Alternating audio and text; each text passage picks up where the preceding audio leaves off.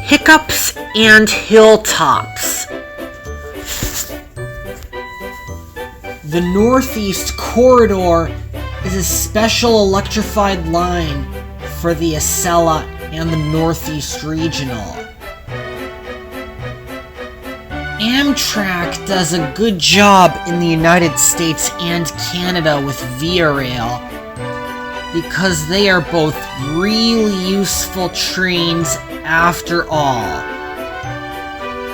But because there is lots of rolling stock, the Amfleet cars are attached on one train and then they go right onto the other. One day, Sir Topham Hatt was in the rail yard. "Today, Becky, Dwee, Lauren, and Sam," he said, "I would like 4 of you to collect a toxic train." "Yes, sir," they all said at the same time. "I can pull freight cars more easily," said Sam. "That's a good idea, Sam," said Sir Topham Hatt. "And Thomas, you are to collect a train of chocolate later today," Sir Topham Hatt said. "It's a very long one." "Sure it is," said all the engines. "That'll be a nice job," said Thomas. "I'm sure it will," said Sir Topham Hatt. "But you must be really careful." "Yes, sir," hiccuped Thomas. A few minutes later, Thomas was shunting overnight coaches into place for Claudia's train. He shunted the Amfleet carriages right into place. Claudia waited patiently while her coaches were shunted into place. "Here's your coaches for your train, Claudia," hiccuped Thomas. "Does Thomas have the hiccups?" asked Mimi. "I heard he does," said Claudia. Edward heard about them. "I'm sure Annie and Clarabelle wouldn't like it if I did it with shunting coaches if I went," hiccuped Thomas. "Looks like you have the hiccups, Thomas," Edward said. "My driver does many ways to stop them." A few minutes later, Thomas arrived in the rail yard to collect the beams. "I must be on time with my train," Thomas said with a hiccup. Then, Thomas had an idea. "I should hold my breath," he thought. And he did so, as the heavy freight cars were strong, and Thomas grinded forward as much as he can. But he puffed and chuffed, and at last he started to move. "Hiccups are such a nuisance," hiccuped Thomas. "Real useful engines can do really strong things."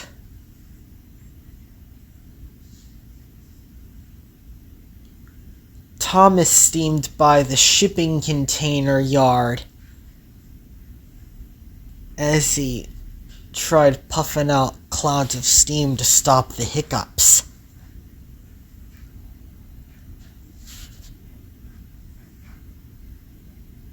And he held his breath the whole way down to Vickerstown.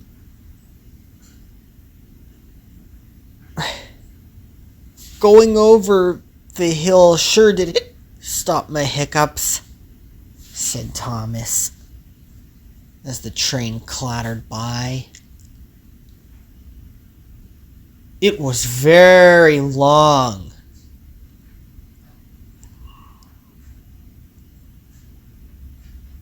Thomas was nearing the northeast corridor while he went through on the New Bedford Fall River line on the commuter rail, LMBTA. Thomas held his breath as he came toward the rail yard.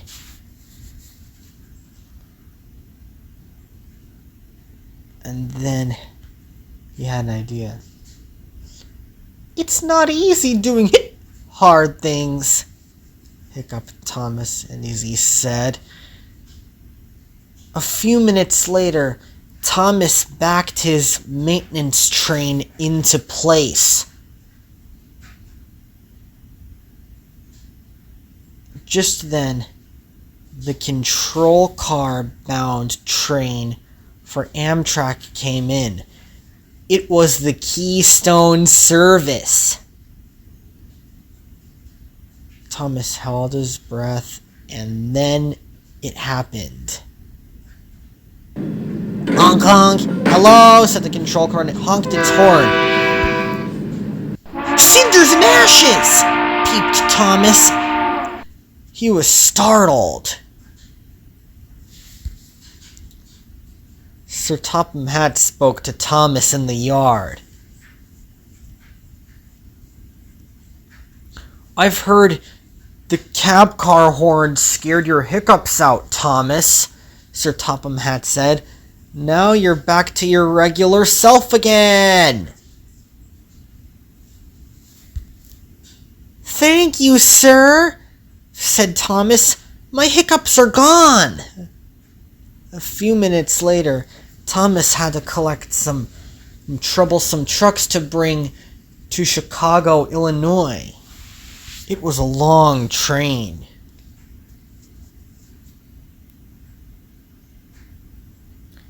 We must carry on, said Scruffy, because the troublesome trucks behind are troublesome.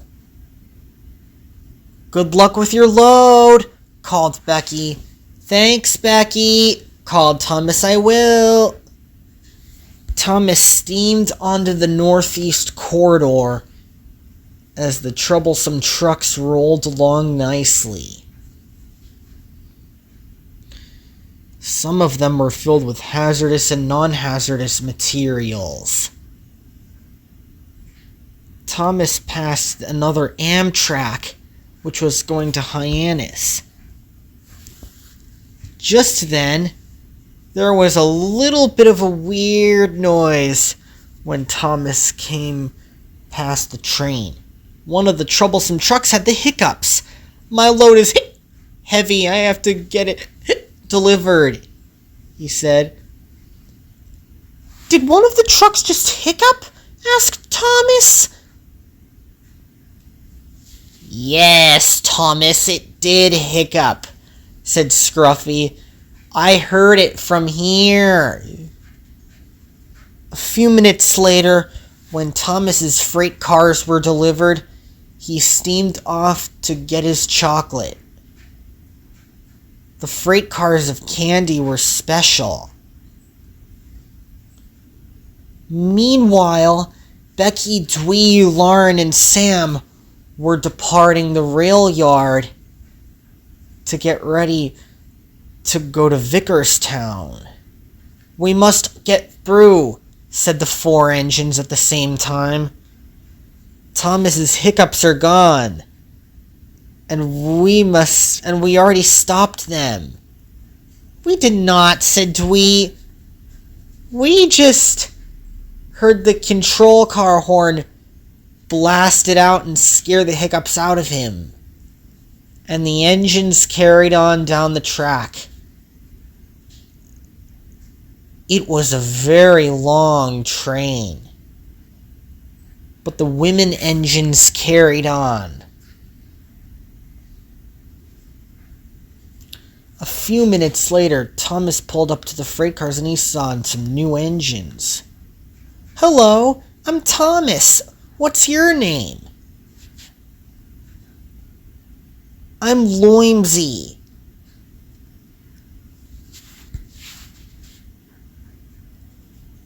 I'm Creefno. And I'm Corthon. Nice to meet you, they all said. Nice to meet you too, said Thomas. And nice to meet you too, said Orson.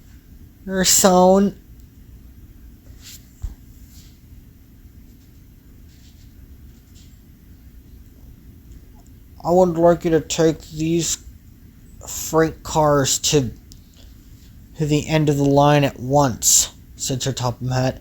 They need to be delivered to Kilibin so there can be a chocolate party. Can I take my friends with me? Asked Thomas. I'm afraid not, said the engines. We have work to do. Before long, Thomas was buffered up to his train, and he steamed off toward Kilibin. I haven't seen Kilibin since Diesel 10 passed Gordon and me, Thomas said. He blew dust all over us. Just then, Thomas began to pass green fields. These are beautiful, said Thomas. I'm sure eating chocolate would be nice in fields like this. Then there was trouble. A school bus stopped at the railroad crossing and it got a flat tire. Then they heard a train coming, and it was Thomas, and the driver and the kids got off just in time, and Thomas's driver threw him into emergency braking.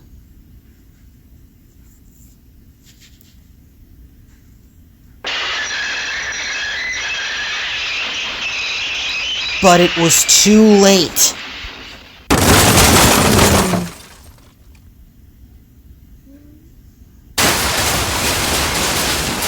The freight cars fell off the line and so did Thomas.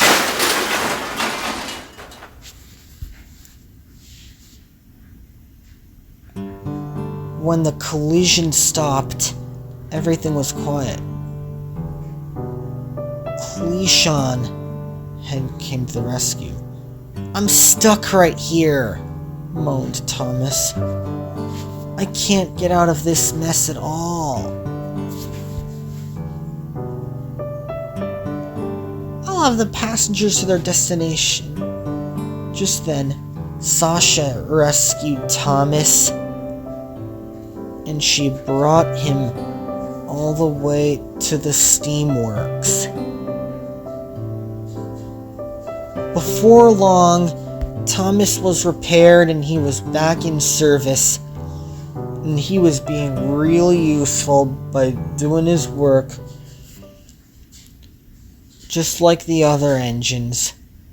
And Thomas knows that buses stop at all railroad crossings. So does Birdie the bus and Bulgy the bus. And that is the safety of the Sodor laws.